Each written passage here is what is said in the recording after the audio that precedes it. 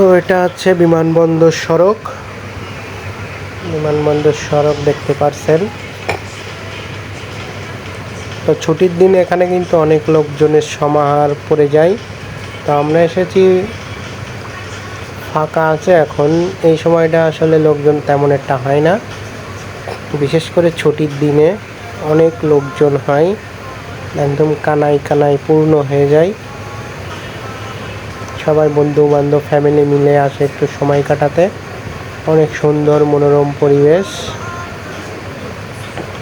তো ডানে যে রাস্তা গেল এটা চলে গেল বেকুটিয়া, আর সোজা চলে গেল আরবপুর। তো আমরা এখন সামনের দিকে যাব এবং সামনের দিকের ভিউটা আপনাদের দেখাবো, কত সুন্দর দেখুন। দুপাশে গাছগাছালি এবং মাঝখানতে সড়ক।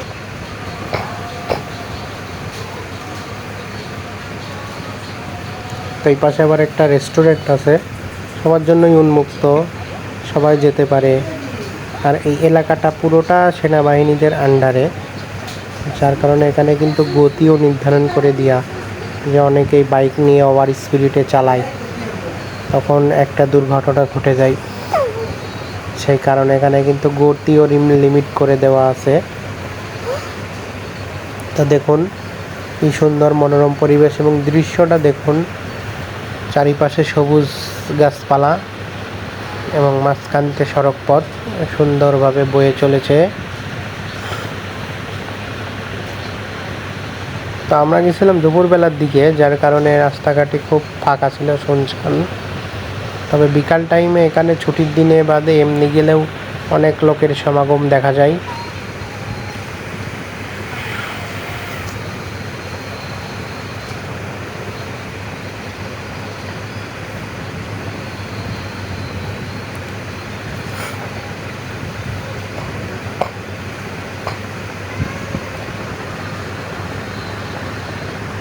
তো বাম পাশে আবার দেখছেন সেনাবাহিনীর ক্যাম্প।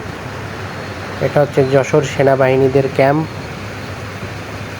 এখানে সব সেনা সদস্যদের ট্রেনিং দেয়, প্রশিক্ষণ দেয়। এখান থেকেই প্রশিক্ষণ নিয়ে তারপরে নির্দিষ্ট গন্তব্যে চলে যায়।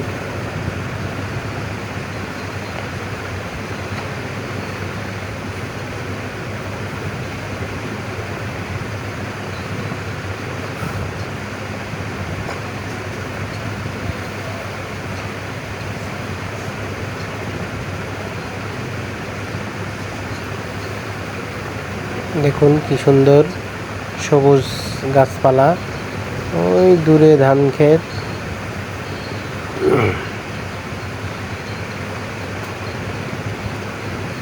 এই পাশে আবার আছে সেনাবাহিনী কলেজ ক্যাম্পাস।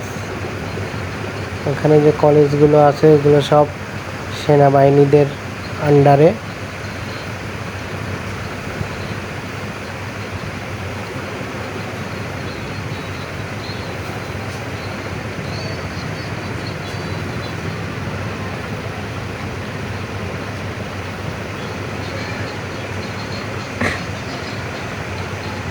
তো এটা সেই সেনাবাহিনীদের কলেজ।